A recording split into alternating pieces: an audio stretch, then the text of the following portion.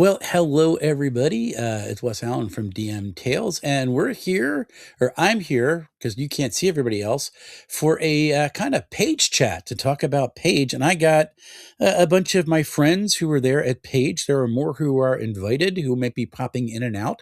Going to be a rather casual chat tonight, but here's who I got so far, and I have to add one because this guy showed up. And let's see if this works better. We're gonna do a fill. There we go. Now we're all big. So, how you all doing tonight, folks?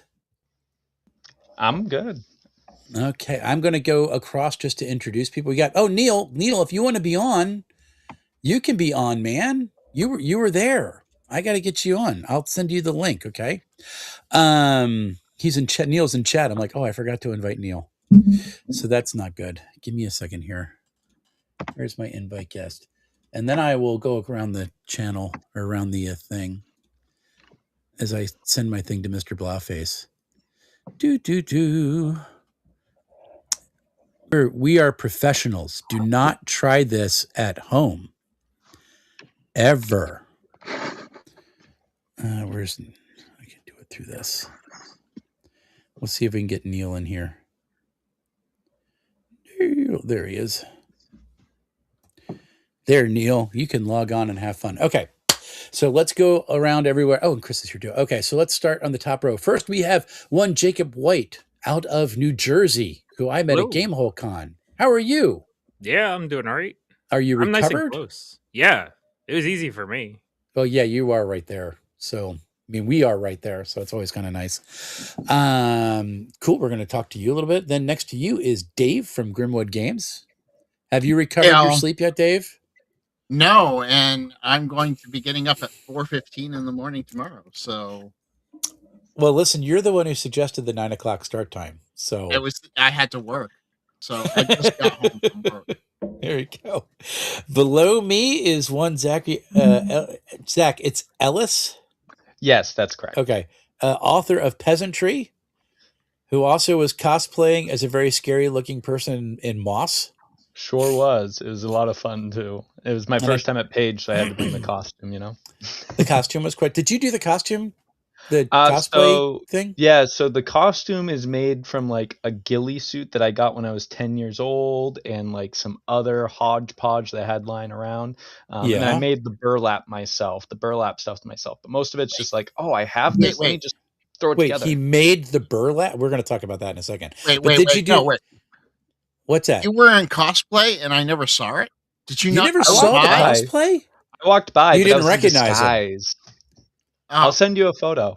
But did you do the cosplay event?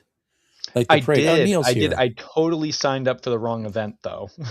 Oh no. Okay. We'll talk about it in a second. Let's add one Neil. There's Mr. Blauface. Neil, angle yourself down. You look like you're trying to escape from your camera. Yeah, there you go. And then next to Zach is one Glenn Finney, revealer of worlds, author of Clever, Cool, Crazy. Did I get the order right? Perfect. Awesome. Which is also a mechanic. That is also a mechanic. So it's very, very good. And you were running Clever, Cool, Crazy, right? I did. I played I ran the classic Keep on the Borderlands B2 module, my very first module back in like 1980 something. And but we used our Clever, Cool, Crazy RPG in development, a universal light RPG system. Awesome. It is a fun time. I got to meet Zathras, which that will forever be a highlight for me. And then next to you, Glenn, popping on late because I forgot. Like, oh yeah, Neil was there. Neil, Mr. Blauface himself. How are you? You're muted, man. I'm talking. Yeah, I'm awesome. You are. You are awesome. Thank you. So, and it was Effort your first. For everybody. It was your first time at Page. Yes. All right. Go ahead. Go. It was my first time, and I had a blast. Very tiring. Had a little bit of a, crash on Saturday, but other than that, it was an amazing time. So I have, how many New Englanders are here? 1, 2, I got 3. We got 3 New Englanders. I don't know about this. Okay, so let's talk. So 3 people were there the first time. So Zach, it was your first time. Jake, it was your first time, and Neil, it was your first time. Correct? Mhm. Yeah, that's correct. All right. So give me first time impressions of Page. What did you think of the vibe of the place? And I'll start with Zach because he's next to me. Yeah. So this is my first time going to Page. I think it was one of my first times down in the Philadelphia area as well. And I had an awesome time. It was really good. I'll also say I'm still fairly new to conventions overall. I've been to like gaming conventions for video games, but I've never been for RPG stuff. Oh, really? Okay. Yeah. Well, I've been to Gen Con and one other before that. This will be my third RPG convention ever.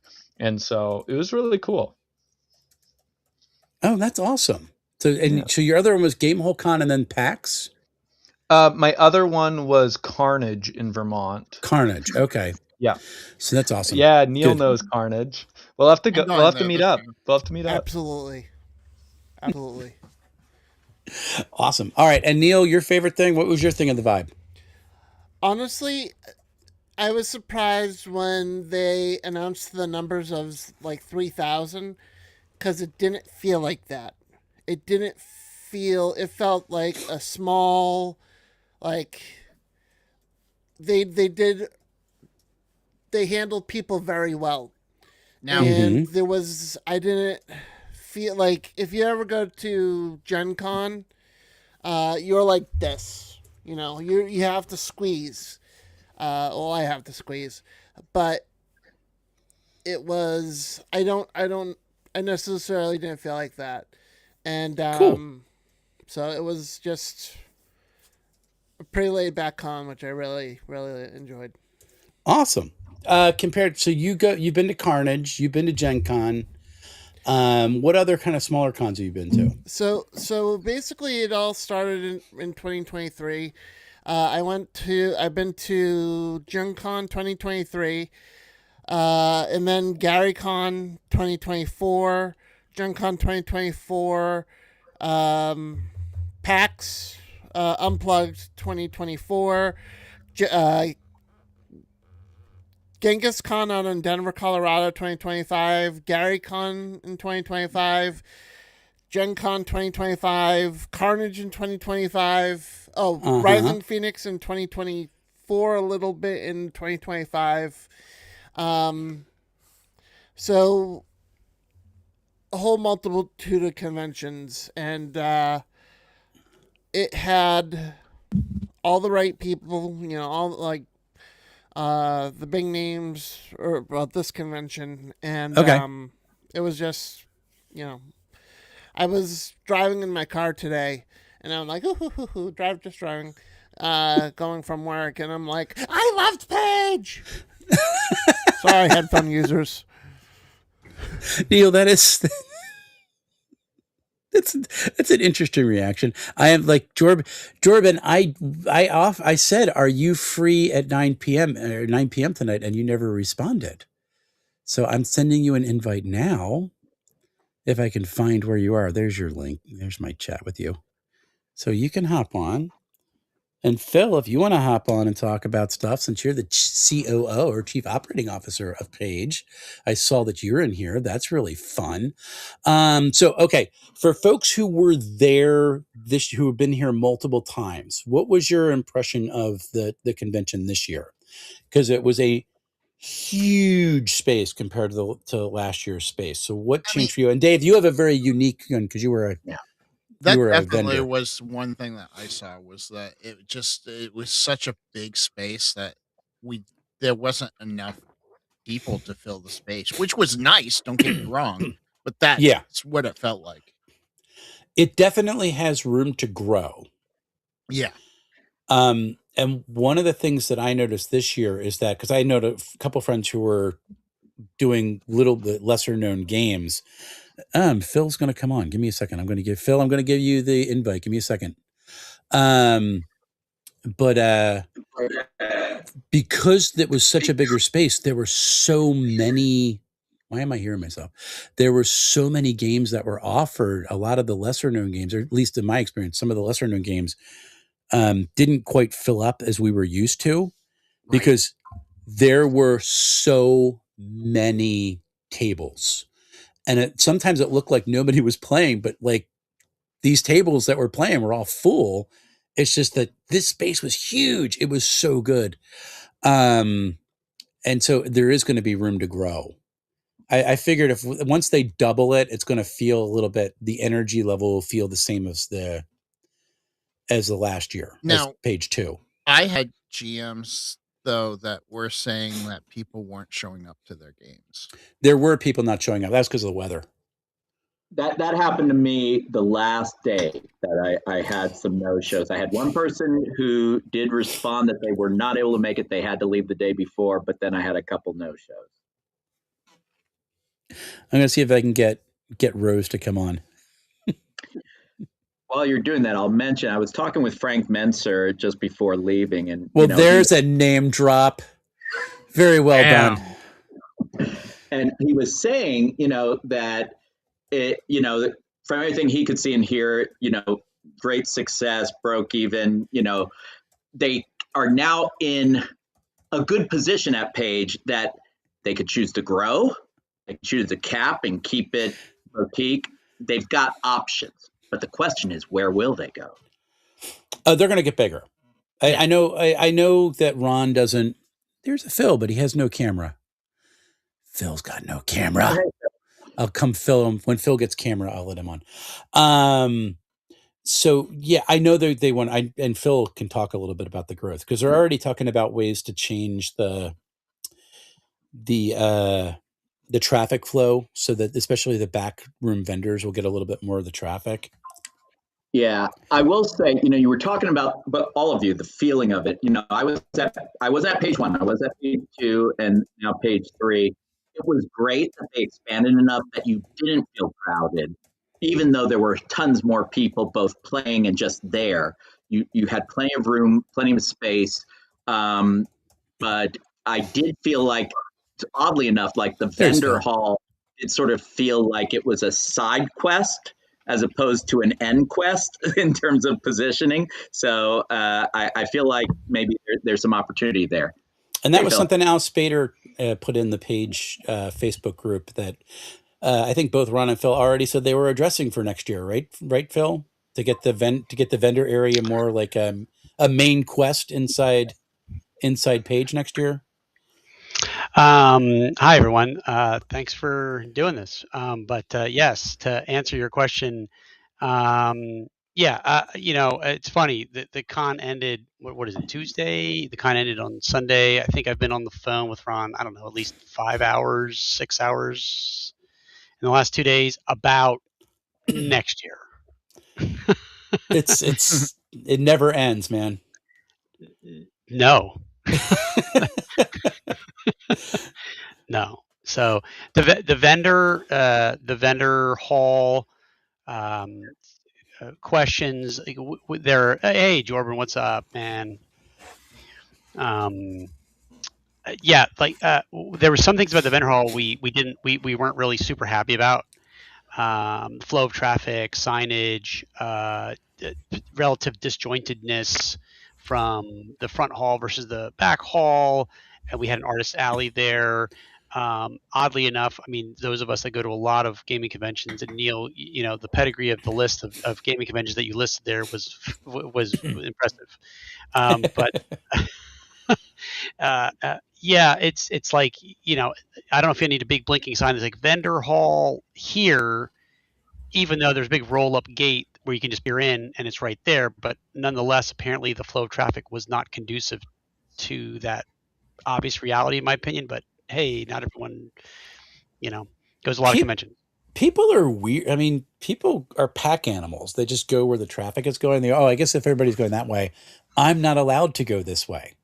Correct. So that'll be. Neil, you got your finger up, or you want to make a point?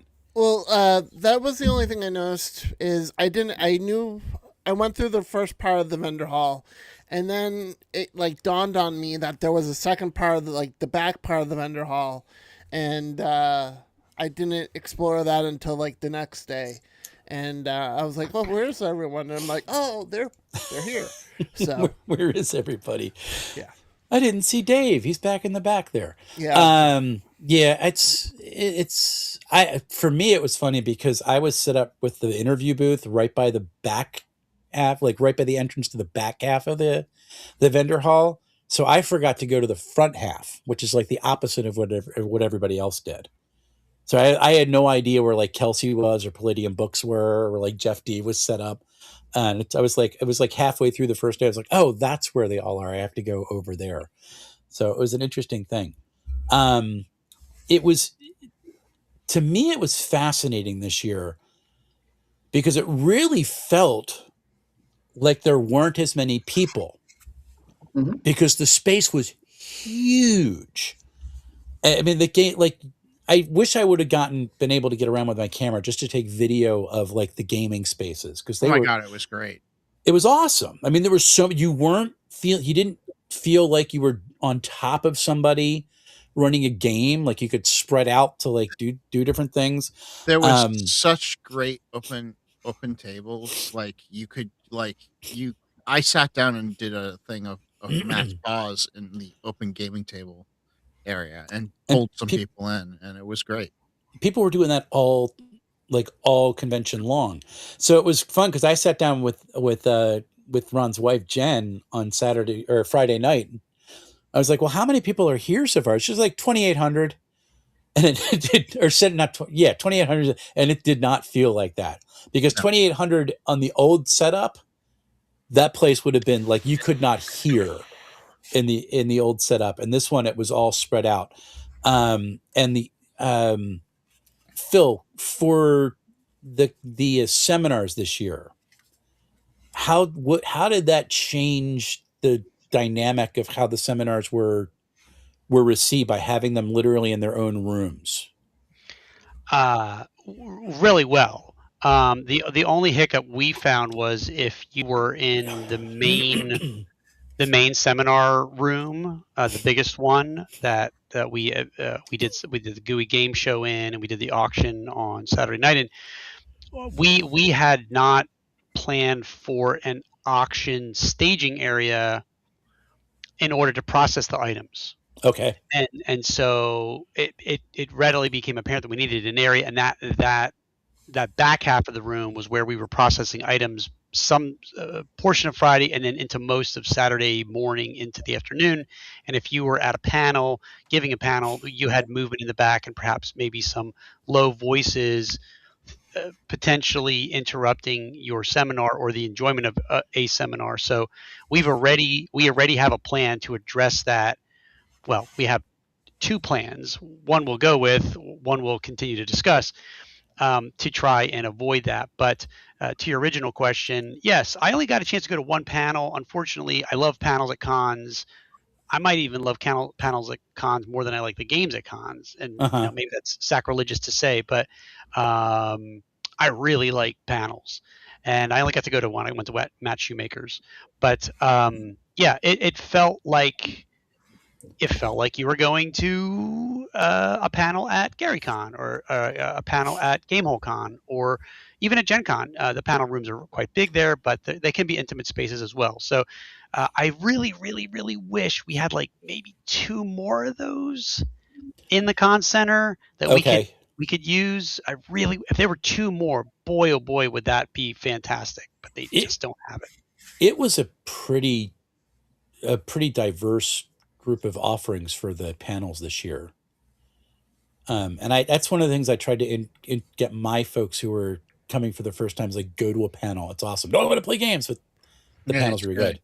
Yeah. I want Neil, you go, but I want Jordan to be able to actually say something because he hasn't said anything yet. He's just been looking pretty. I watched the 9th level games, Chris O'Neill, Yeet versus the Appendix N, and that was awesome about, a kobold talking about the books and Appendix N. So, and I also got to mention King Torg. All hail King Torg. You'll have to say anyway. Kobolds ate my baby. Didn't work. Yeah. So absolutely. Yes. So yeah, Jordan. And their logo. Jordan, this was your second page. First page as a special guest. Did you feel special? Yeah, I did. Actually got to hang out with Zachary pretty much the entire time, which really made it special. I'm sorry. Or as Zachary is known. Oh, my secret nickname. Ducky. His secret name, Ducky. Yeah, Ducky. actually. So there was a moment whenever I met Luke Stratton. I think it was when I met Luke, and he was kind of like, "Who's with you here?" And I was like, "This is," and I stopped for a second, and I was like, "Peasantry," because I didn't know if I should say Ducky or Zach, so I went with Peasantry. He is Peasantry. This is the peasant. Here, have fun. All right, everybody has had a chance to go. So what was your favorite moment of Page this year? And I'm going to go from top row. So Jake, you go first, and then we'll go to Dave and Zach. So I volunteered to drive between the airport and the venue to take special guests who were coming in to their hotel.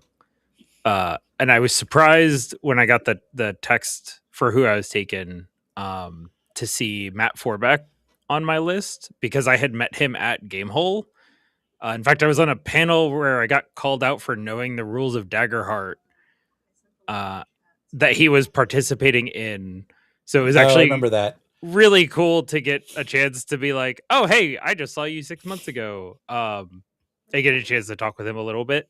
So volunteering at Page was a lot of fun. We'll definitely be doing that next year. I want to come back to that in a second. So that's really cool. Dave, how about you? Favorite moment?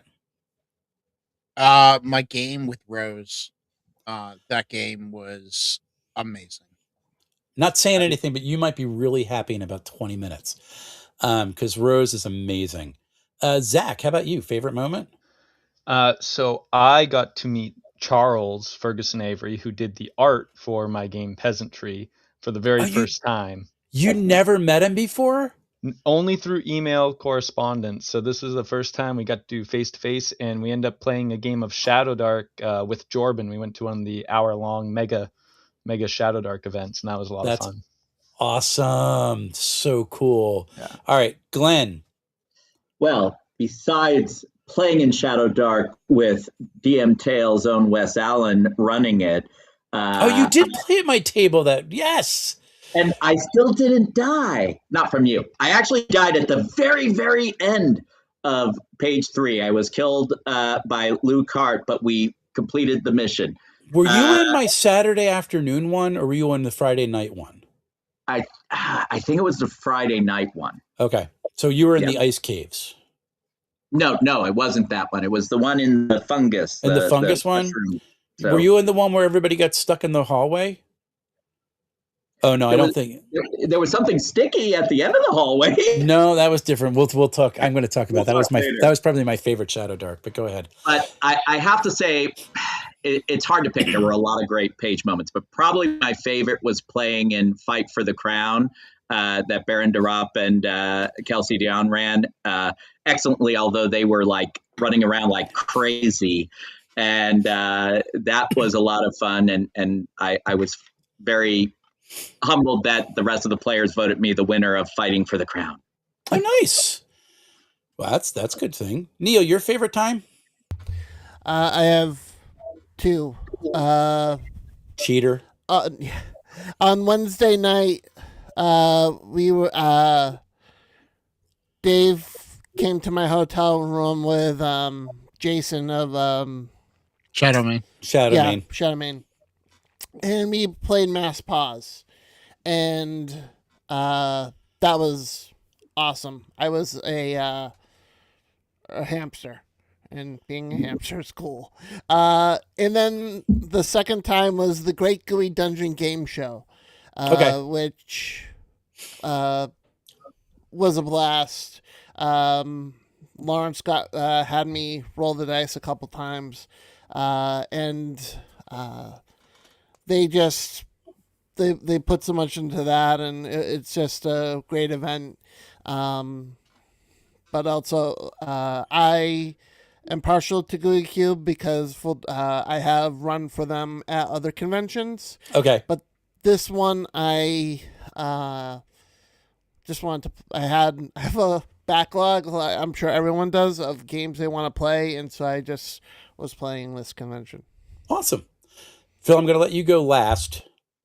Because I don't want to hear that my favorite thing is when it was over. Jordan, what was your favorite moment of EcclesiaCon? I'm already skipping to my convention. What was your favorite moment of Page this year? I'm also gonna cheat like Neil and pick two different things because one I can't talk about.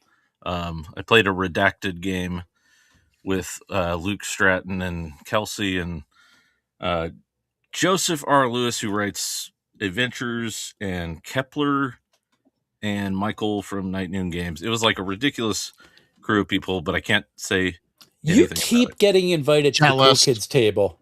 You keep getting invited to the Cool Kids table. Honestly, this time I was like, why am I here? I don't really know why, but so since I can't say anything about that, I will tell my second favorite story, which was right when I went to leave. It was like snowing super hard, and I knew I had like a long, drive ahead of me. And I go out to my car, and someone has just cleared off my windows for me. And I look over, and it's Mike Shea, Sly Flourish, that just randomly saw the stickers on my car and was like, "Well, this guy looks like he's going a long way, so I'm going to clear off his windows for him." So that was just awesome. That sounds like Mike. That does sound really like Mike. The special guests at Page were fantastic. Phil, your favorite thing, and I'm going to go last. Yeah, I'm not going to say when it was over because that was not my favorite thing. That's the cliche answer. Yeah, right. No, I mean, was I relieved? Was I happy? Sure, but and the same. I would say that my favorite moment this year was probably my favorite moment last year as well. And it was probably around like Friday afternoon. Friday afternoon was really heavy. Like a lot of people had scheduled games. Yeah. Friday, like early Friday afternoon. Even though we were heavy on Saturday, the people that were there on Friday, if you were there on Friday and you were playing in a game, especially one of the larger rooms, and those of anyone in the audience that wasn't there, we had Ron and I had decided to name the rooms some sort of iconic fantasy race or monster or whatever. So we had Beholder, Carrion Crawler, Aarakocra, Elf, Dwarf, and that kind of a thing to just give it a little spin. And I was walking past some of the larger rooms that we had piped and draped or what have you, and peering in, and you could see like I go to a lot of cons. And when you walk into a room where there's a lot of tables, and most, if not all, of the GMs are standing versus sitting, and their like arms are flailing, and it's like no one's on a phone, and it's loud as hell, but not distracting. Yeah. And it is every person is absolutely locked in, absorbed into the moment of what they're experiencing. And I get to sit there and say, I had a really large hand in all of these folks' current enjoyment. And I could just go room to room to room, and I could see people's eyes dazzling. I could see high school kids that were, some of my own kids from my own D&D club were there. Awesome. Montrose High School, where Ed Stark, our special guest coordinator, went to high school. They came down on Friday with, I think, like 25 kids. They skipped school to go to Page? Yeah. And I had 4 of them in my game. That's awesome. There you go. I love it. That's what I like about Page, is making people happy. I know it sounds kind of rainbows, but I want people, because obviously I'm very invested in people having a good time there, but I want people to like Neil, your post earlier today, like when you talked about being in your car and just like yelling out by yourself in your car, like that got me. I'm like, I made your weekend, and that makes me so happy to hear that people are like so pumped to come back next year, because it's gonna be better because we get to work out more of the kinks, tweak things more, to Wes, to your point, and anyone that's been either there last year or the first 2 years, navigating the new space for us logistically, and I probably said this to you, a lot of you folks I talked to extensively at the con, navigating that logistically was a bear to figure out. It was so much space. Yes. And how to do that in a way that traffic will flow, people will enjoy themselves. Setup was, I was there at 7:00 on Wednesday. I think I left at 8:00 on Wednesday. So 13 straight hours of setup, and we still weren't done. We had to go back Thursday morning, but right before the con for 3 hours to get the last bits of setup done, because it was like, and if I could name two, because it seems like this is a theme here. We had folks, volunteers who had put shifts in, applications in, that we didn't really know who they were. They weren't known to us necessarily, other than a name and an application. And we had some folks, and Jake, we really appreciate your efforts with the airport pickup and shuttle services. That's fantastic. But some other folks, Michael Pastor, if anybody knows Michael Pastor, I met him Wednesday morning. He's in a lot of chats and a lot of other shows that I watch. Okay. I'm like, oh, I know who you are because I see you in chat, because I know your chat name. He told me. And I needed a lot of help slotting vendors into spaces, because I was doing all this other stuff. And I said, hey, is this something you can handle? And he grabbed the list out of my hand and he said, I got this. He disappeared for the next 10 hours and just did it. And he was awesome at it. I mean, and so Ron and I have already said, and I, he came to me at the end of the con. He's like, I want to get more involved. I said, you're at the top of the list. Like, Ron and I have already talked. You're on staff. No questions asked. Like, no interview, nothing. You're on. You're on. You're like hired. That. Right. Exactly. It was like he blew me, like literally blew me away. Like, his level of enthusiasm. He lives in Pittsburgh, so he's not that far away. That is absolutely, to me, I'm like, okay, like, we have something special going on here. So. Timothy Kirk, who ran in the D&D mini campaign, he said next year they should do the miniatures room should be called Mimic. That would be kind of fun. So I think that is just absolutely amazing. And Jake, I know Meg was volunteering on Friday too, right? Or Wednesday, setting up. Wednesday, right? And Sunday, yeah. So we basically started our Wednesday. I drove to Paige, dropped her off, and volunteered for like an hour finding stuff to do. Went to the airport and came back, and between shuttle runs, would just walk over to Phil or Michael and be like, hey, is there anything I can fill in for like an hour before I go again? Yeah, you're hired, right? That's really cool stuff. So just going along with Phil, my favorite moment of Paige was not in the convention hall, because I was working this year, but so I had an hour between the end of the interview booth and the start of my shift helping out with the Shadow Dark Mega event, which, Phil, I want you to comment on that in a little bit.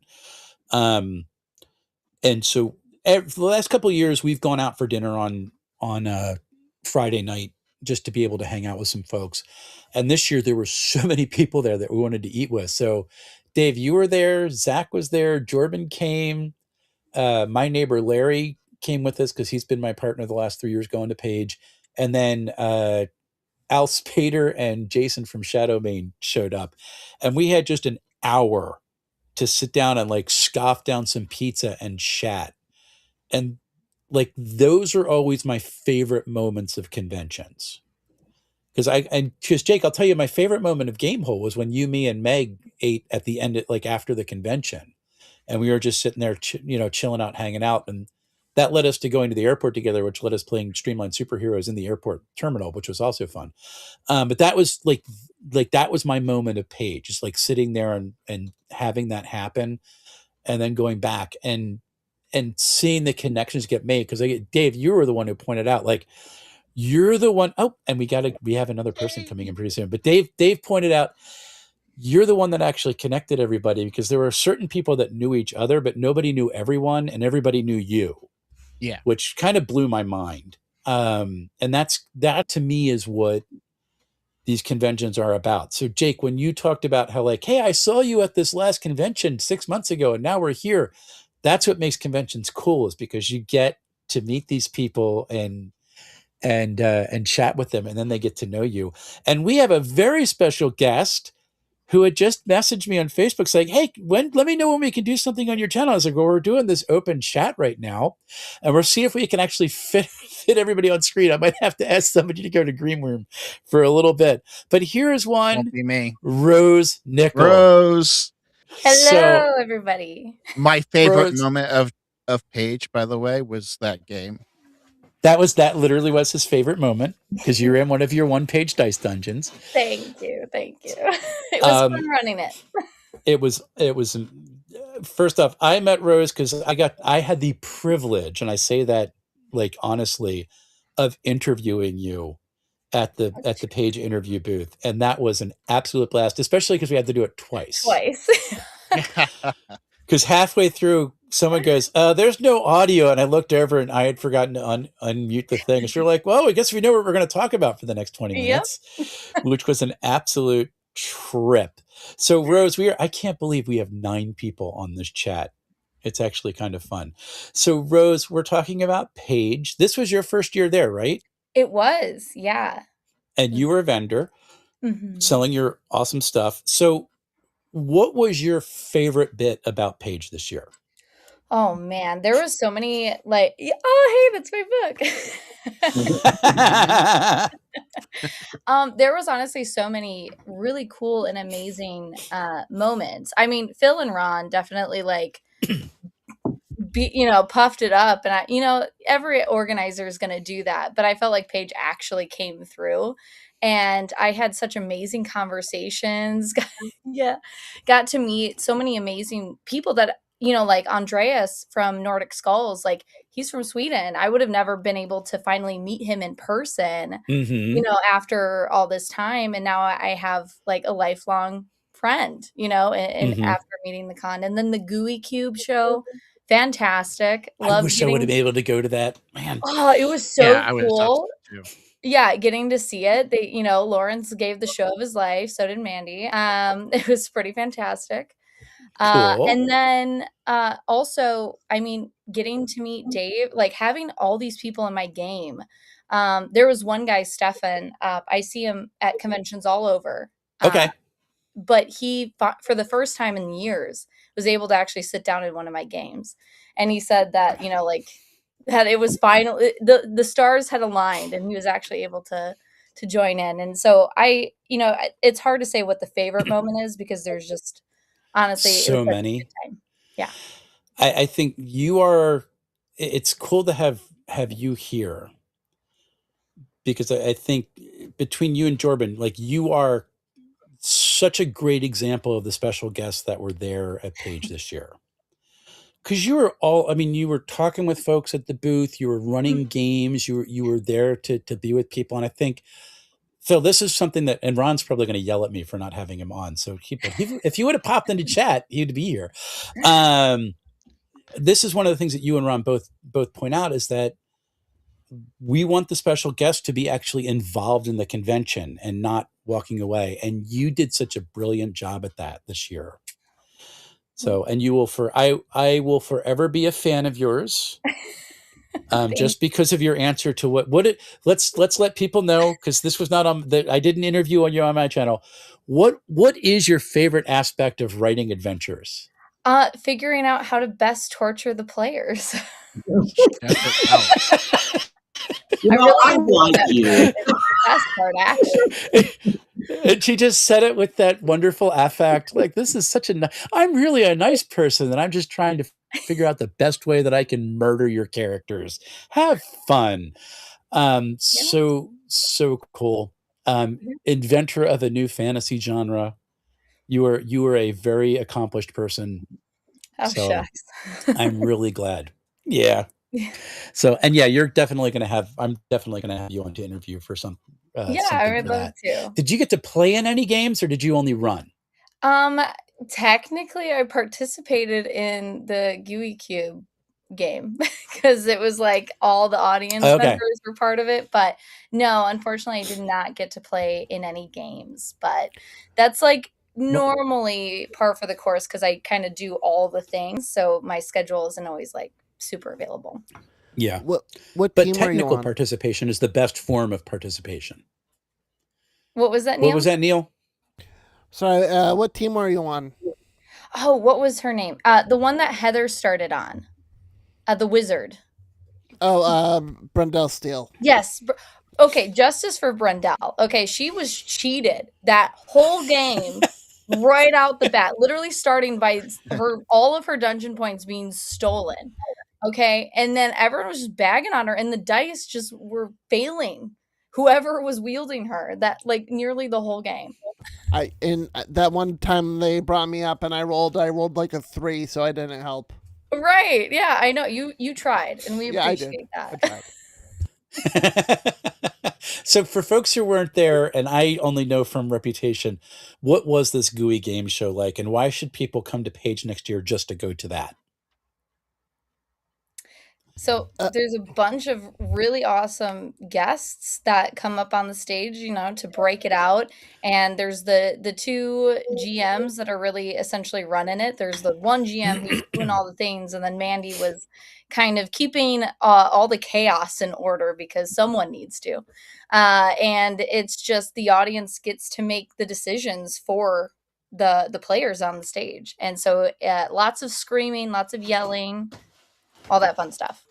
Screaming and yelling is always a good time. Neil?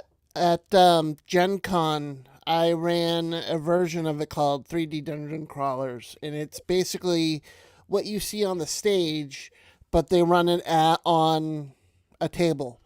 And maybe I'll try to talk to the GUI crew to see if they can bring that to Page next year. There you go. Very good. We like chaos and adventure and all sorts of different things. So Rose, I'm going to, because you're here and you're the biggest name on the screen right now. Oh shucks. So I mean, come on. So like, what was your favorite kind of like non-convention aspect of the convention? Oh, I mean, I think some of the coolest parts of like the off time, you know what I mean, is it is honestly being in that Hilton bar, because like all the guests are essentially staying in that hotel or like those two. And so when you walk into the lobby, it's just nerd central. And so everyone was there, and it kind of like Phil, like you guys kind of kicked it off by having the little like banquet there like on night 1. And so it really like solidified that hangout spot. And so when everyone was watching like the Seahawks game, go Seahawks, and I say that because the Packers I have to kick you off the channel. Sorry. But it was just so exciting to like see all these nerds just coming together, and either we're chatting about games, we're playing games in the lobby, or we're all screaming at this TV because either we're winning or losing, Mm-hmm. And so it's just awesome getting to be surrounded by other nerds, because normally I'm locked in a dungeon doing this for 14, 15 hours a day. So yes. What is your wake up routine, Rose? Just so people know. So I wake up at 7 a.m. and then I sleep with my laptop. So it goes from I sit up and then I sit in bed and I go da, da, da, da, da, until about 9, and then I get out of bed, make coffee, and then I sit at my desk where I am right now and I go da, da, da, da, da, until pretty much 2 in the morning, and I just repeat that cycle over and over and over again. Yeah, because how many words have you written this year? Last year I wrote over 1 million. Yeah, last year. We are at the beginning of this year. If you had read 1 million in 2026, now that would seriously be impressive. Yeah. Also slightly psychotic, but yes, that would seriously be impressive. I'm going to lose my mind. Well, it's already lost, but the jury has not decided that. Glenn can help you with that. Yeah. Glenn, please let Tiffany know or Rose know what your profession is. Well, my day gig is I am a behavioral neurologist. So yeah, he could definitely help you with that. That's fine. You also have 2 books coming out. Me? Yes, you. I'm pointing at the screen. Don't you understand I'm pointing at you? So I have 2. Well, I have more books than that coming out this year, but those are the ones that are all mine. So technically, I think I have 10 titles that are going to be added to my repertoire in this year. So you have your 2 novels. Yes. In your cool high fantasy pre-apocalyptic world. Yes. Which you've given me things to read, and I will never forgive you for that. What are the other 8? Well, I have multiple anthologies that I'll be adding to. So there's the otherworldly, netherworldly, creature worldly, and outerworldly. Okay. All of which is produced by Nerd Street. So sorry, Phil, cover your ears. It's a convention owners essentially sponsor these anthologies. And Jerry Red Shepherd, my business partner, she actually is the curator and organizer for those. Okay. So yeah, so there's those, and then I can't there's 2 other titles that are on the docket to be released in this year, but there's not a solid date, so I don't know if I should actually, but I'll tell you their titles, but I can't guarantee that they'll come out this year. Is To My Parents' Disappointment. Okay. And which is a fiction piece I'm writing, and Fractured Instincts. Cool. So, you also have a super secret thing for Chaosium. I do, yeah. You would not tell me about, which makes me upset. All right, and folks, I was confirmed literally earlier today that I said. Did you get it? I told I wanted to have Al Spader on. He's like, "Oh, I'm onboarding for this other thing." Here's a Justin. So let me see if I can fit. This is going to be fun. We're going to have 10 people in. Wow. Oh my gosh. Look at that. This is insane. So Rose, I'm going to shift really quick to Justin. Justin, angle your camera down just a little bit so you're not hidden by your lower third. And he's got Grail Vansworn because he was in my EZD6 Hallmark adventure. You got like half of Hobgoblin Falls here. We do have half of Hobgoblin Falls here. So Justin, it was this weirdly was his first convention. Yeah, period. Just first convention, period. Any convention. Yeah. So Justin, because we have the chief operations officer for Page here on the chat, so I'm sure he really would value your feedback. Like what was it like kind of coming into the convention for the first time, and what recommendations would you give to first time convention attendees based on your most recent experience? Sure. So I wrote up, it's about a 45-minute page, speech about this. So if everyone just wants to hang in there, that's fine. So walking in, it was very intimidating as a, first-time con guy. But wandering around, I thought was just the best part. So I went in there I didn't sign up for any games at first. I just wanted to go and kind of walk around and see what was going on. So once the vendor area opened up, that was awesome. What a cool experience going through and talking to all the vendors.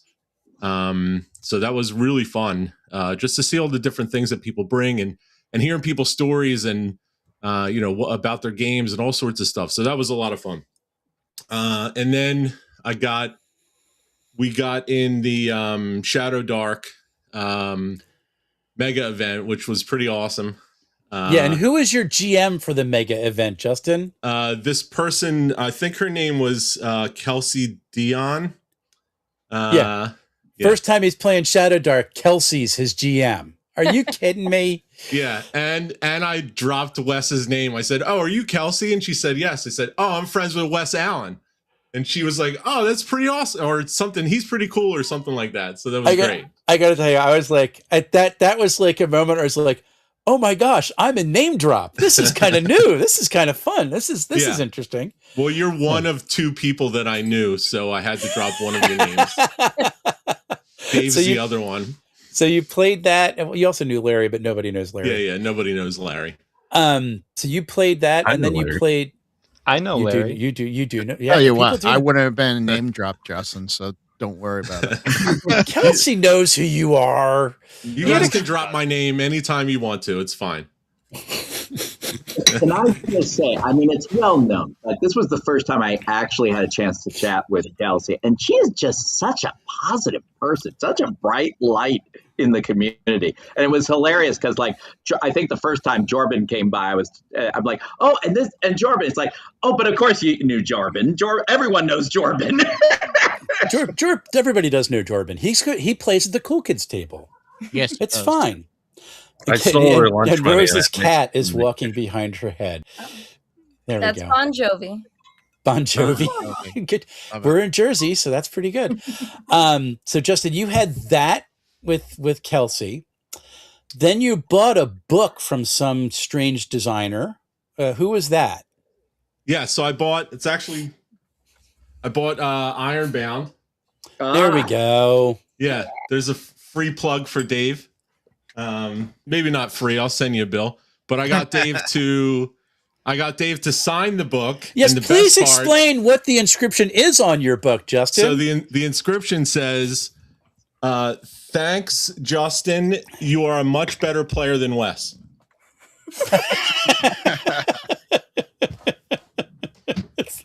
So that was great. Just goes, I got Dave's book, and he signed it. And he opened it up and wrote it. I was like, you've got to be freaking kidding me. And that is literally what you told Dave to write. Mm-hmm. Yeah, he and said, Dave, what do you want? I said, here, write this. Did you protest at all, Dave? Oh, no. Yeah, you I'm murdering you all in Tales of Ragosa. I'm murdering everyone. As soon as he said it, I said, I'm going to write it.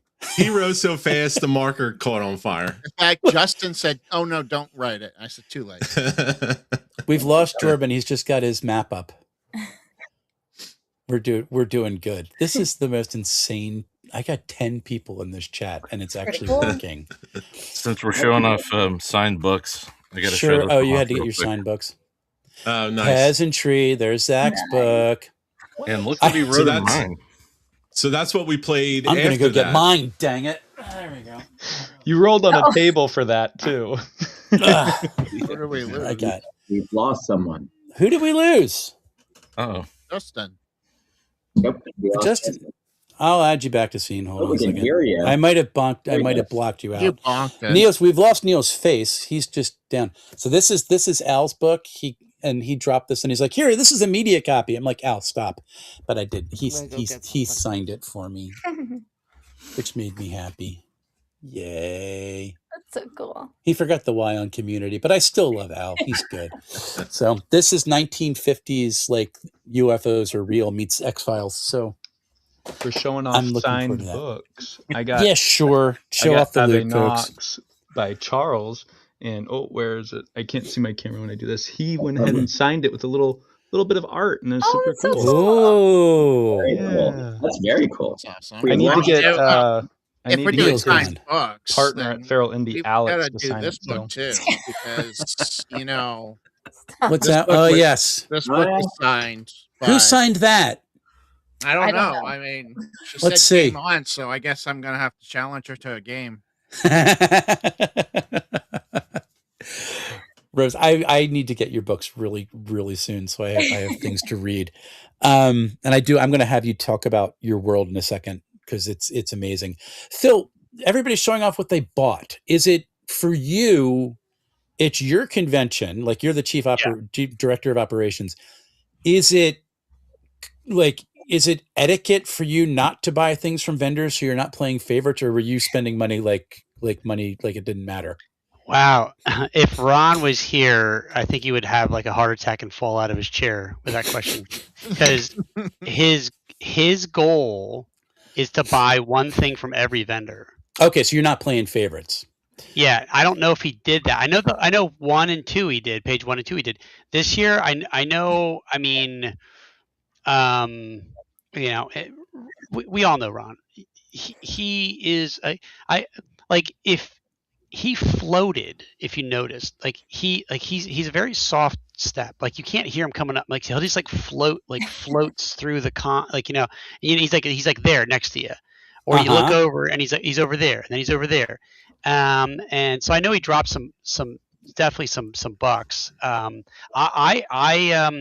were some very specific things I wanted, and I messaged folks ahead of time. Will you have this stuff? Okay.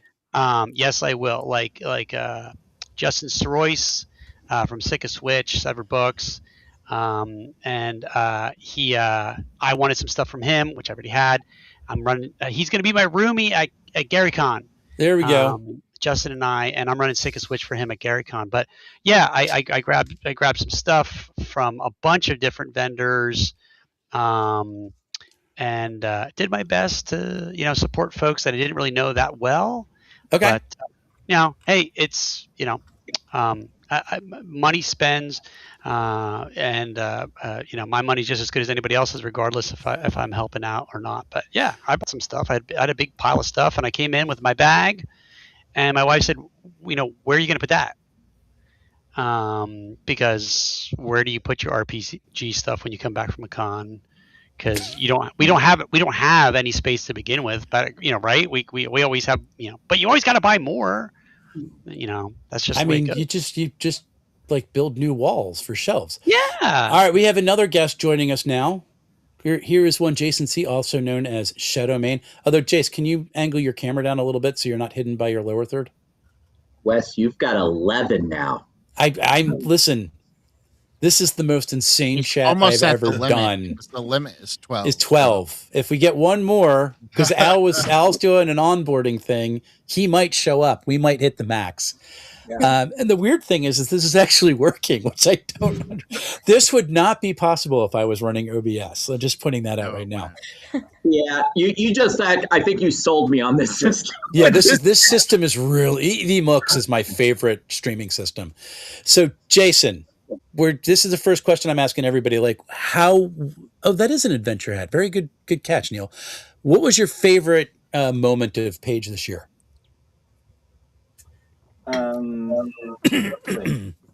My favorite moment of Page was an AMA Sunday morning with Frank Mensner. Okay. And there were like 12 of us there. And it's just the first row of that big room. And Frank sitting 6 feet in front of us in a folding chair, just answering anything as long as we wanted. It was like we were sitting around a campfire. Uh-huh. Like, Frank has stories. You think? And that man will talk. So someone put out, this one goes up to 11. This is Spinal Tap. We're good. So that was your favorite, like, in convention moment. What was kind of your favorite out of the convention hall moment while you were at the con? Out of the convention hall moment? Patriots won. That doesn't count. Oh, gosh. I got Seahawks with Rose. I got Patriots with you. I gotta start kicking people off my Discord. This is just not going to be good. So, all right, the Patriots out of the won. Convention hall. Probably my favorite moment was Dave's cool new game, playing a super cat. Masked Paws. Yeah. Yes, Dave. How about you regale us with what Masked Paws is? So Masked Paws is a team-based superhero game where you have no hit points. Everything is controlled by the number of successes versus the number of failures. And the GM doesn't roll because Wes and Scrat talked me into it. I'm so proud of this.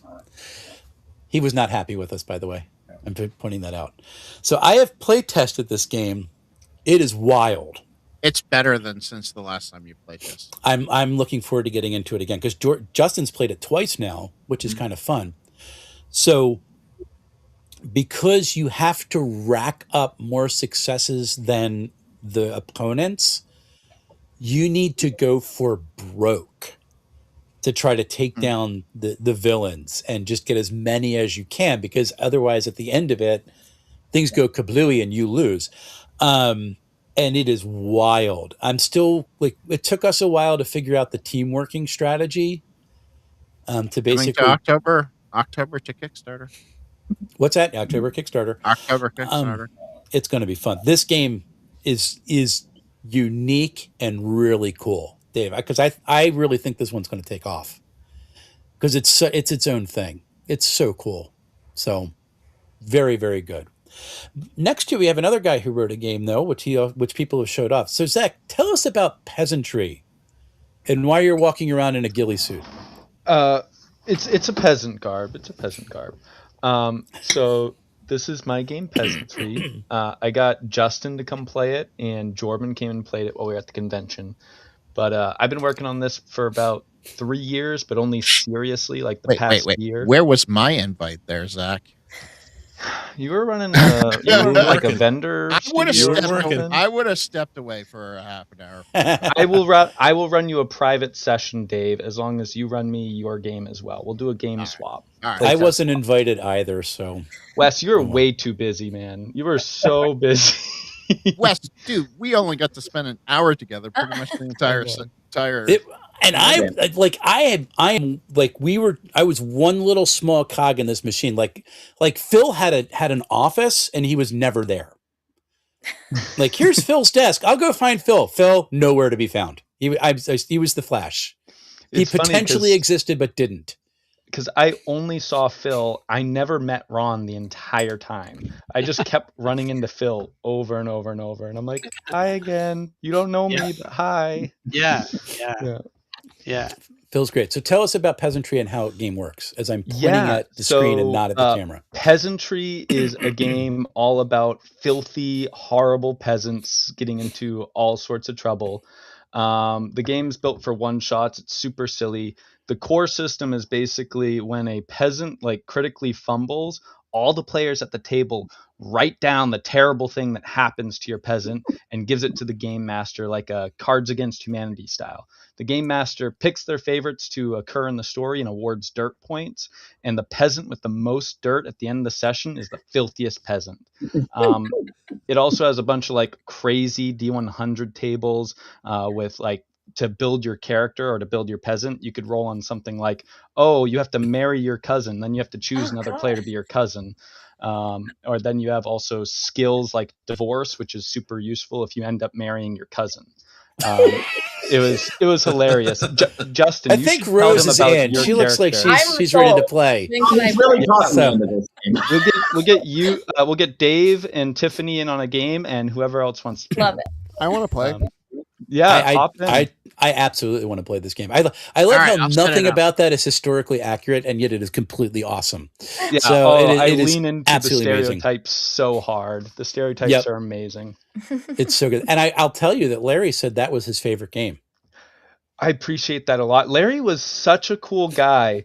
I mean, you introduced me and I was like, I have no idea who this is. And you're like, just play with them, just play. And then I loved Larry and Justin were such good players. Yeah, I had a lot of fun with that game. Darf was my peasant. Yeah, and then there was also Son of Darf, the evil flower pot from another world. That was awesome. Yep. Yeah. And then Jordan was Barfy Bart. Is that who you were? Barfy Bart, the vomit collector. Yep. Yeah. What a job. It was. Did you guys make up those names, or was that a D100 table? I made up my name. Yeah, it was made up. After rolling Vomit Collector, I was like, well, I guess I'm Barfy Bart. Yeah. Vomit Collector was what he rolled for. Yeah. Oh, man. You have a D100 of what your occupation is? Yeah, and they're and all one awful. of them is Vomit Collector. As they're somebody all who's awful. created D100 tables, hats off to you, sir. Hats off to you. I want to play this. It was such a... I think we're going to do this on channel, Rose. You are more than welcome to play. Yeah, please. Yeah, that sounds like so much fun. 100%. And it was a lot of fun. As a gong farmer, I would love that. That's one of the occupations you can roll. That's what we call ourselves on my podcast, the Porcelain Palace, because it's a shit show. Oh, look, Jordan's pointing out the gong farmer right now. That's awesome. Yeah, 100%. I'm down. For anyone in the chat who's watching and doesn't know where to find Peasantry, because I'm really kind of a small creator, you can type in peasantryttrpg.com, and I have a free demo on the website with all the rules and an adventure. So feel free to check it out. Zach, when are you hoping to go to publishing this year? I am talking with a publisher, and if that works out, then I'll probably be publishing with them. If not, I'm gonna do it by myself. It's gonna be published one way or another. We got a couple people here that have worked with Kickstarter, so you should be okay. Yeah, that's Page was awesome for networking, and I'm definitely going to be talking to people. That's one of the cool things. It's such a small con. You have and it was so spread out this year. Like you really had a chance to chat with folks and really network like that. Like it's something like at a PAX Unplugged, you get a little bit of it, but you're always against the background noise, and here you weren't there. So yeah, I'll just say real quick to the networking point. I think I said this like I don't know how many times over the course of the con, especially to special guests and other designers and content creators. And I think I've said it. I think I said it to you, Tiffany, at least once, and maybe Jordan and some other folks. For me, and hopefully for everyone else, especially those folks that were at the dinner or just were able to network in their own capacities. I feel like, and this is going to sound very philosophical, but I believe it truly in my heart that to perpetuate the culture. I'll be very honest. I don't like that we use the word hobby for what we do because I feel like it's like we do something more meaningful than just a hobby. And so I feel like we bring ourselves down by just calling it like a hobby. Like crocheting is a hobby, and not that that's a bad hobby, but like I think it's more meaningful. Like this is way more meaningful, and so we need to self-perpetuate this culture, this lifestyle, this way of thinking, this way of living that we all love. And so we need to get together face to face. And those of us that are creators, those of us that are designers, those of us that represent the next generation. What I was listening to, this is only 50 years old. This industry is 50 years old. It's insane. That's and thinking that we have peaked is insane. That's like the Wright brothers inventing the airplane, and then 50 years into aviation history, we're like, well, that's the best it'll ever be. We'll never be able to innovate beyond that. 1950s aviation history, and of course we have surpassed that, right? So into the next 50 years, all the people, the naysayers that say that we peaked back in, who knows? Some people will say in the 80s. Some people will say in the 90s. Are you kidding me? Are you serious? Like that's not even a little true. No, we just peaked when we come into the culture. That's basically where we all say, right? Yeah, but for content creators like little guys, the big guys, the medium guys, to get together, to meet with one another, to get introduced to one another, to then Jordan, you got to play in Luke's super secret game. And I talked to Luke about that, and he's like, well, like everybody sitting at the table literally lives at every corner of the country. Yeah. But I need to play test this face to face with people that I trust and that I know, and that's going to give me really, really good feedback because they're designers and content creators themselves, and they understand what I'm trying to go for. And I can only do it here. I can't really do that at like a PAX Unplugged or Gen Con because it's like drinking from 80 fire hoses at once. Yeah, fantastic. I love those shows. I go to them every year. I love Gen Con. I love PAX Unplugged. But I also love cons like my own and like Gary Con, Gamehole Con, a little bit more chill, and this is like, we're taking our vitamins right now. Like we're building up our muscles here. We're flexing our RPG muscles and setting the stage for 2026. Everybody's creative juices are flowing now in the doldrums of the wintry blues. And getting all the good vibes as we enter into the spring months, and before you know it, man, it's like the gas pedal is on the floor. Yeah. I have to say something to you, Phil. That is actually 100% true. I have been writing since the con. There you go. So I had to do like a ramble stream just to go over like what the heck I had done on Sunday night or Monday night, just because it was like. Your brain has to disgorge, like all of the stuff like that you've accumulated over like a con. You're in a bubble. You're in a bubble at a con to a very large degree. You're and there's Philly cheesesteak. Neil's got Philly to yay. But I feel like so. And Neil, to your point earlier on, when you were listing all the cons that you go to, like for me, what do they call it? There's somebody that actually did like some research on it. Like when you leave a con, there's like this known like psychological effect that takes place where like you go into like a depression because of this unreality that you've experienced over the course of a few days, that you're so disjointed from your normal life and interjected into this overstimulating environment where like everything is so awesome that you can't process it all. And then when you're taken out of it and you attempt to process it, it's like too overwhelming. And you know, and that's not a negative. That's just like something you need to manage and anticipate. But we've all been there, especially if you walk away from a really good con. It's like, you know, I went to work today because I had yesterday off, and all my coworkers were like, "How was your show, Phil?" Because they don't really know what's going on. Yeah. How was your little thing, Phil? Your little thing. The chief operations officer, the director of operations for the convention. Yeah, sure, little thing. Yeah, my little thing. It was like we had 50 states represented. We had 6 countries represented. We flew people in from around the world. Like it was pretty damn awesome. Is what the answer was. But it's really cool. You know, the thing about networking at PAX Unplugged takes work. Yeah. Right? You have to know, you have to have your list ahead and know and how are you going to meet. If there was somebody you wanted to talk to at this con, you ran into them. It was just going to happen. It's perfect. It's much it's the tail in your face. There you go, Russ.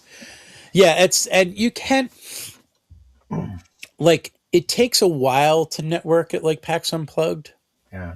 Because you have to like repeat yourself going before folks start reaching out to you. Also a lot of segregation in these big sorry, Vaughn. This is not your time to shine. Sorry.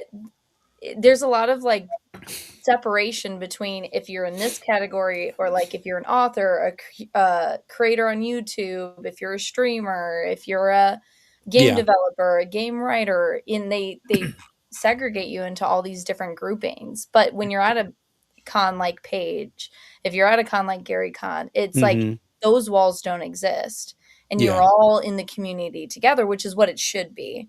You know, like it shouldn't be classification types. We're all doing the thing, and we should all be communicating because that's how we make this industry 10 times better, is when we all come together and we work together, you know. Yep. And we had a whole bunch of people from doing all sorts of wildly different things all in this space. Jason, you're kind of interesting because you have published games. I mean, you're really interesting just because you're a fun guy, but I am. You published games. So I mean, the hat is the adventure hat really the hat, really more than me. I mean, if you were wearing the bat, people would just be throwing things at you. So that would be the downside of the adventure. But here, if the bat was on the back of the hat, that would be even better. That would be cool. All right, but you've written a game that you were selling at Dave's booth. Yeah. Well, so what? Selling might be an exaggeration, but it was available at Dave's booth. We sold 2. The focus, Ironbound is really the big. I pushed hard for your game on. I mean, it was the giant skull behind the booth that kind of gave it away. So, but I want people to know what you wrote because it's really cool, and let folks know what you have out there. Yeah. So Hint is a one-shot mystery RPG inspired by classic murder mystery board games, if that gives you a clue. So it's a one-shot, but it uses a simplified version of the cipher system, yada, yada, yada. It has a whole character creation, which is kind of overkill for a one-shot. But the bottom line is I borrowed Jason Cordova's open mystery system from Brindlewood Bay. Yes. So there's a pile of clues, there's some rooms, there's NPCs. You'll meet them in some order. You collect all your clues, come up with the craziest theory about who did it and how they did it. And if the dice are on your side, that's the correct answer. Otherwise, you have to go back to work. Yeah, there's no canonical answer to the mystery. That's one of the cool things about Brindlewood Bay. Yes, it's cool. Very, very cool. So, and you can get that on Drive-Thru. You can get it on Drive-Thru RPG, right? It's on DriveThruRPG, print on demand, and PDF. It's at Shadowmane. It's at Itch, and now we got it at print for through Indie Press. Okay, cool. Indie And Press. you're going to be putting up on shadowmane.com a page recap in the next week or so? Yeah, so we publish on Tuesdays. So we did something else today because I didn't have time to write in the last 6 hours. So next Tuesday we do a page overview, and right now it's just me. So all you people, tell me what you think, and we'll put it out. Yeah, I know you put it out on my Discord, so I'll make sure that I get some stuff. How much are you looking for? Like a paragraph or two? I don't. I mean, Tiffany's written 1 million words in the last year, so. Last time I did this, I left it. I think it was I forget what we were asking, but last time we did this, I left it open, and I got anywhere from 3 words to like 300 words. So it's a blog. I'm not going to run out of page. It doesn't cost me anything extra to print the long ones. I just want someone to send a 2-word response. Convention, good. That'll be fun. Me like convention. Me like convention. I want Tiffany. Why do I keep calling you Tiffany? You told me to call you Rose. So it's all of it is my legal name. So my you're never brain wrong. hurts. You have 3 names that I have to call you. Like, it's TR, Tiffany, Rose. We're all good. One of these days, I'm just going to start calling you Nickel. So I want you to go last because I really want people to hear about your cool world. But Glenn, you do have this game, and we talked a little bit at the beginning, but please tell people about Clever, Cool, Crazy and how this weird system works. Oh, sure. Clever, Cool, Crazy is not just the name, it's the mechanic core. It is a universal light RPG. You can play it pretty much with everything. It's based off of 3 main factors, if you will. You have features, so like you could be a werefox with a history of egg theft and named West the Tail. You can assign each of those. I can't escape this framing job. I swear. Oh no! They found you innocent. They did, or at least they're working towards it. It was all the bandits, but you get to. You also can have sometimes assets, sometimes that work sort of as temporary or fungible features, and you can have conditions that work against you. Every feature, asset, and condition has a 1 to 9 scale. There's multipliers you can use, like times 10, times 100, if you're doing like I think Dave, you might have been in when we did the Dragon Rider one last year at Page, then basically you immerse, you get into the world, and as you're talking, the GM, also known as a revealer of worlds, or RO for short, tells the players, who are protagonists, or pros for short, what's going on. They say what they want to do, and then the RO will tell you if you're being clever, cool, and or crazy. And each time you're being clever, cool, and or crazy, you can get another die to roll. We use the dueling exploding dice system, or DEADS for short. Everyone can roll it's a 0 to 5 die. You can just use a simple D6s, and 6 is 0. Yeah. And you add that to the features that apply, and basically, if you get a 5, it explodes. And then you start comparing and find out what happens. We've got this little thing called effort that you can spend to add to your roll, or if you didn't get it fully awarded, Clever, Cool, Crazy, you can spend it for some dice. And if you roll a 5, you also get some effort back, and it's a lot of fun. And what's cool about it, Glenn, is that you don't have to know how the game works. You don't. You just have to know, I need to describe my action in as much insane detail as possible to get the dice that you tell me to roll. And that's cool, because you have no idea what you're doing. You're like, oh, I get 3 dice. Cool. I roll. And I get to roll again because it exploded. And that's really fun. I mean, it's a neat game design. You have not published this yet. You have like beta 17 that you just released, or whatever it is. Yeah, the Page edition. The Page Edition. That is the Page Edition. And if people get a chance, so if you see it offered at Page next year, which I'm sure it will be, it's a fun time to sit down and play that game because you can learn it in 30 seconds. Well, you learn what you have to do in 30 seconds. You will never learn how the game actually works. It's a classic old school game in that the mechanics are taken away from the player. Like you're the revealer of the worlds, the only one who really has to understand it. You just tell me I just tell you what I want to do. It's really cool.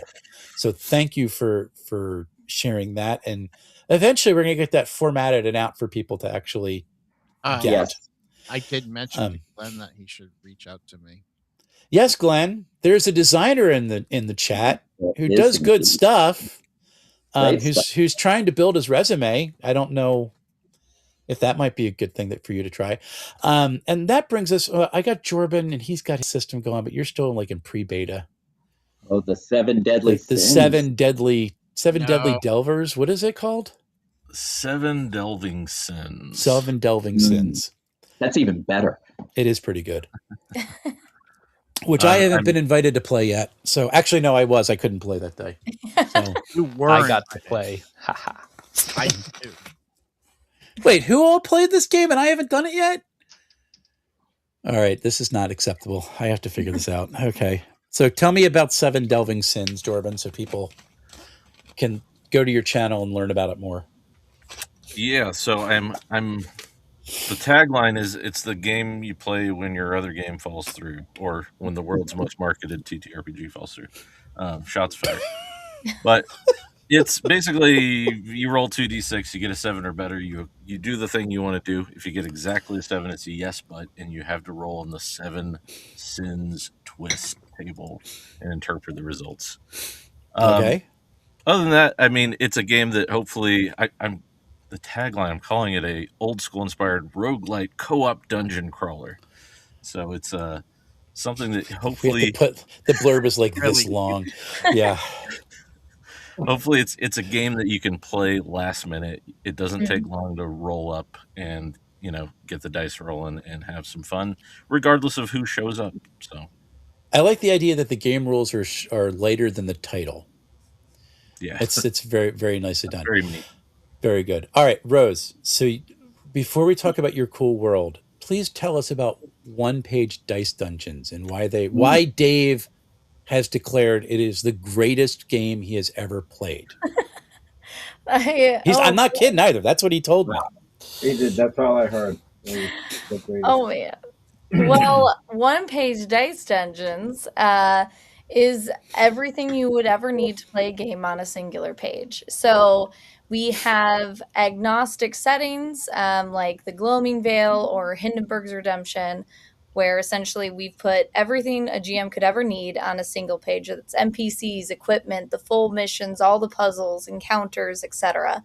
Mm-hmm. And we've made it nice and pretty layout so that way it's not flipping through a module to find that one NPC name. Mm-hmm. And then with all of our systems, everything from character creation to how the mechanics work to how to run it on a GM or how to run it as a GM is also on one page. And something that Jerry Red Shepherd and I had done is we actually developed a system for every single die. So we have a D4 system, a D6 system, etc. So you can pick up a setting, whether that's ours or any others you've ever come across or wanted to play, and you can pick up any one of our systems and you can run it in 10 minutes. It's that quick to understand the game. You pick it up and you play. And we showcase that all over the country by running games, and Dave got to experience what it's like. He learned our D6 system in under 10 minutes and we began to play, and they created all brand new characters, rolled them, created the stats, did all of that. And so we really just wanted people to be able to play games, period, and get rid of all the intimidation of what it feels like to approach games. And so I've test played with a bunch of non-gamers who have sworn up and down that that's nerd S word, and, and is like, absolutely not. My best friend actually, who accompanied me to this event, had never wanted to ever play an RPG because that's just not how her mind works. But playing one-page Dice Dungeons, she's like, well, now I want to try all the different games. And so she was watching Frank and became good friends with him actually over the con, and watched one of his games and she just started to be immersed into the culture. And that was something she never wanted for herself. But after being introduced into a simple game system that she could just understand really easily without any overwhelming stats, it encouraged her to try others. That's awesome. And Dave, who is the greatest GM you ever played a game with? That would be Rose. Sorry, Wes.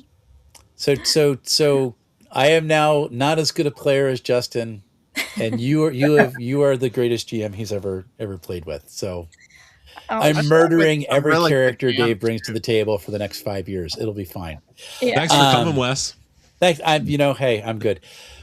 And Rose, please tell people about your high fantasy world because it's so unique. Give it your best, elevator pitch. That's so hard. So it all started. He's really excited about this. Actually, he's like, I had to witness this. So I have 4 cats into madness. The zoomies are starting. Yeah. It all started because I played a little game called Dungeons and Dragons, and Zalia, who is my first ever D&D character, I was so obsessed with the backstory that I had started that I spent 5 years building out a world just so I could finish her story. And I never really intended to publish it. It was just for myself. And as I was creating this world, I created a bunch of other characters and legends to tell in this story. And that's kind of how the Lemuria really was born. And I'm a big history nerd. I took college courses in high school for history and literacy. And so it was kind of insane. My whole house became, in like a noir film, like a detective where they have all the red. That was my whole house. It was, okay, well, if this is how this country was formed, and this is when this country formed, and this is how the leaders knew each other, and then these two knew each other, and then they diverged here, and this war happened on this timeline, and etc. And I just kind of exploded all these ideas and worlds that just I don't know. I went crazy.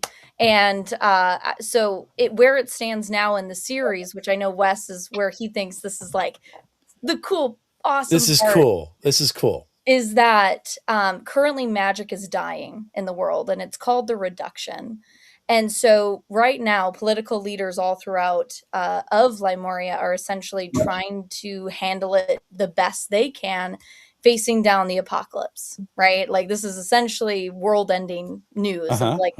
Magic's dying, the thing that grows crops so efficiently and heals people and does all these other things. And so some leaders decide to hoard what they can, whether that's magic users themselves or items. Others, like the hunter territory, is advancing technology. And so in a world where there isn't electricity, they do. And so it's, every country's kind of dealing with it in their own way. They're making alliances, and the characters in the story, which books 1 through 4 are each individual characters. Essentially their backstory of coming into their legendary status is showcasing their side of it, essentially their view of this world as they walk in this dying realm. Yeah, and you had said that some of your editors do not like fantasy. True. And they forgot they were reading fantasy. Yes, they did. They did. So, which is why I say you created a new genre. You have this grounded high fantasy pre-apocalyptic. Yeah. And I mean, I would have never even really classified as that, just because I wanted a real story to be told, like give it a real purpose for telling the story. And I don't know. So in my mind, I wasn't focused on the genre or where it was going. Like I said, I never intended to publish it. So I just was writing a story that I felt needed to be told. And I'm very glad that it resonated and that it did what it was supposed to, that it felt immersive and, people feel like they are these characters and that they're walking in these people's shoes and they are able to live in Lemuria when they read the books. And that was the whole point. Mm-hmm. Yeah. This is definitely, you were successful. It's your job now. Yes, pretty cool. It is.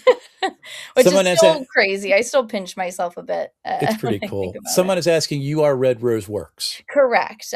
Yes. Jerry and she is Red and I am Rose, and together we work. Cool. And we're gonna wind down for a second because it is getting late. Mm-hmm. But we have a question from Twice Dead made for you, and then I have a question for the folks who did not develop things in this chat. Because I've been talking to you guys for like 45 minutes. What part of history is your favorite, Rose? And what did you enjoy learning the most? Oh man, about our real world history? Sure.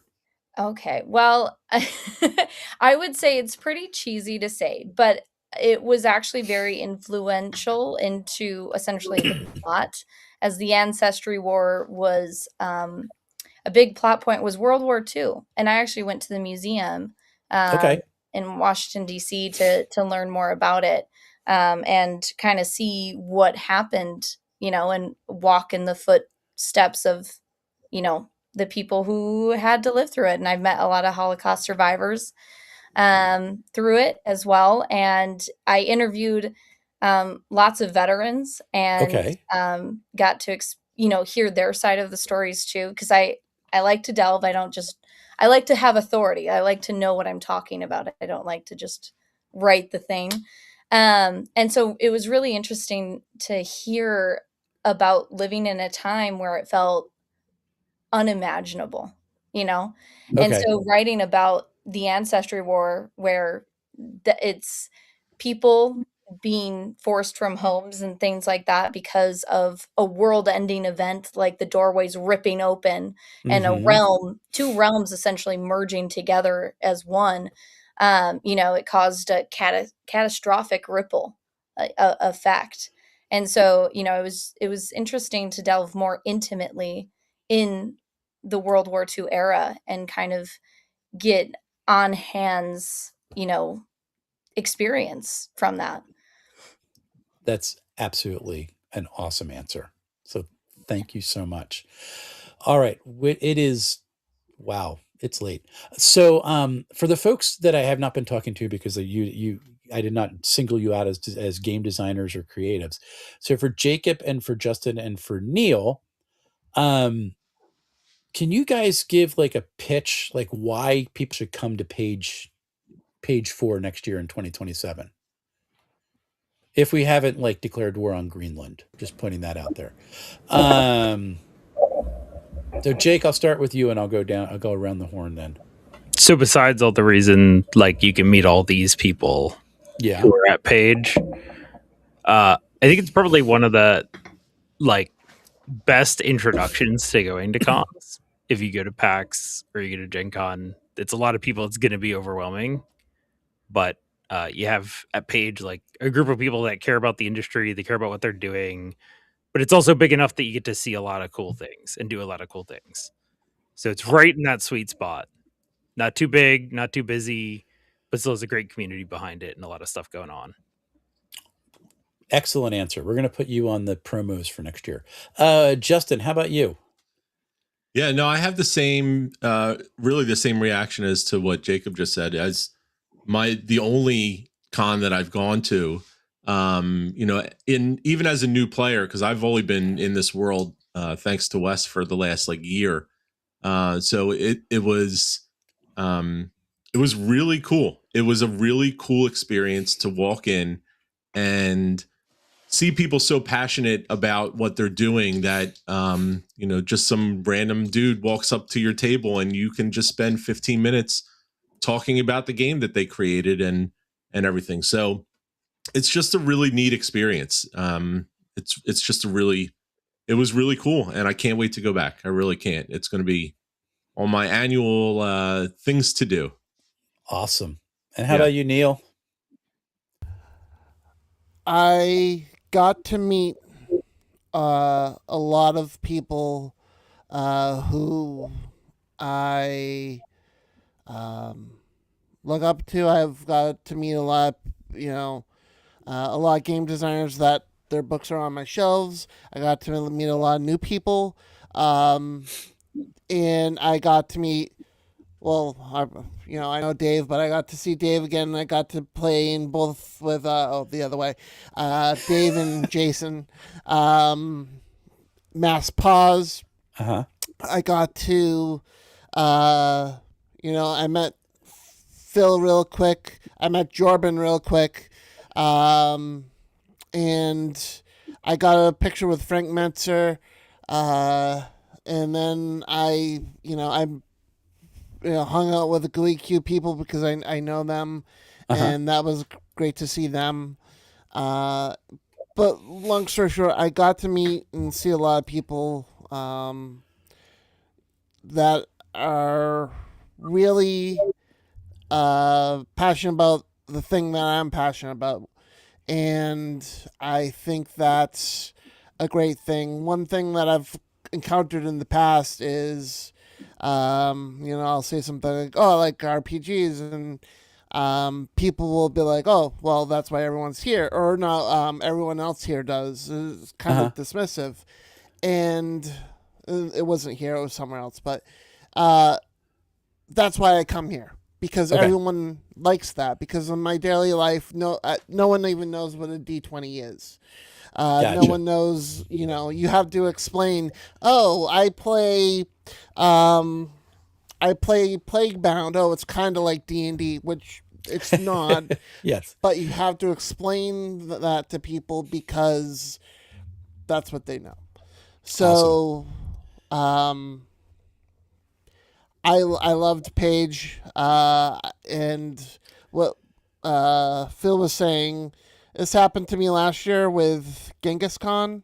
I went to Genghis Khan, and then I had my shirt up hanging, and like a month later, I'm like, oh, I miss Genghis Khan. And that's probably, I'm going to be looking at this guy, and he's probably going to be like, I'm probably like, I miss Paige. I think, we do need the promo of you driving down the street and just have a car going with just Neil in the back. I love Paige. I think we could send a camera crew up there to get that, Phil. That would be kind of fun. So awesome. Going to pick up my Walmart order. No one has a blessed clue what you're talking about. All right, let me close with a couple of things. So first off is, if you've seen the stream, the ticker going down on the bottom, so EcclesiaCon is coming up. Tickets will be open, or badges will be opening soon, probably by the end of this week. Game submissions are open. That is May 1st and 2nd in Palmyra, New Jersey. I know Dave is coming. Neil, you're going to be there. Justin will be there if he doesn't have to go to soccer, and Jacob is going to be running some games. You live here. He's around the corner from me. We are raising money for booksmiles.org. 75% of proceeds go for that. 25% of the proceeds go to my church's roof replacement loan. And we have an auction that is going to be there. I know Jason donated a couple of books, like a whole bag that hurt my arm to carry books. Dave submitted some copies of Grimwood Games, which he will sign on the spot there. Tiffany donated one of her one-page dice dungeons, which, in my utter brilliance, Rose, I forgot to have you sign. You're muted, I think. I did sign it. Did you sign it? Okay. I'm pretty sure, yeah. If you look under the glowing veil, I think I signed that for you. Okay, now nobody can have it. Okay, so that's good. No, that will be on the end. So there's a lot of, and Monty Cook Games give you a huge box of stuff for the auction, so that's going to be absolutely amazing. If you're able to come to that, that'll be fine. And then Dave, what do we have going on in February? We have a backer kit for a zine that we created. We have Ocean Incident. It's a space horror zine that we're putting out for Index Card RPG, Easy D6, and Ironbound. And then if we get the stretch goals, we will also be doing Dark Space and I don't think we're doing Mothership, are we? No, we're doing the one you like, Monty Cook. Oh, Cypher System. Cypher System. Thank you. The one that I like. Yes. So, which should be fun. Known commonly. Wes is the only one. Nobody likes Cypher except Wes. Jeez. No, I love Cypher. It's great. This is why I'm here. Justin likes Cypher. It's his first game that he ever played. So that's what we have in February. So you can go to the link down there. And you can sign up, and that is the link that gets you to the sign up to be notified, and not the demo link that gets you to this demo of the live page, which I accidentally put on one time, and we got, what did we get? $40 in pledges before the thing opened. Like, why don't you cancel that till we're sure what we're doing? That would be great. Luckily, we got a friend. It was a friend. It was a friend who did it, which would be good. So yeah, Ocean Incident is a really cool horror sci-fi, which is not my normal genre. I don't know why I wrote it. But that'll be my first published adventure. It's a lot of fun. It's really cool. Sign up to be notified. So folks, I'm going to go to my own camera just to say goodbye to folks and sign us out. Please stay on just so I can thank you all for being on here, because this is wild. Like, I actually need to take a picture of this just so I have, like, this really happened. Hey, old man, they have a screenshot capability. Oh, well, go ahead and do it. Too much. Too many things. Too many things, man. Stop it. Stop it. All right. I'll be right back, guys. Hold on a second. So, folks, Paige is awesome. So you should come next year. And the dates have already been announced. It is Martin Luther King Jr. weekend. It goes from Thursday through Sunday. Come on out and hang out, because it's going to be a lot of fun. I've got my random thoughts for this week recorded. I have to find time to edit it. My Star Trek Adventures product review, like the actual physical product, that's written. I need to find time to record it and put it on. And then I have Broken Steps for Dreams and Machines and the Player's Guide for Dolmen Mud that are set to come on channel for the next reviews, and a couple other things as well, because I got some live streams I'm going to be doing as well, because Rose is coming on sometime very soon. She's not getting away. That'll be fun. And I have people talking in the green room right here, which is great. So until we see each other again, folks, happy playing, everyone.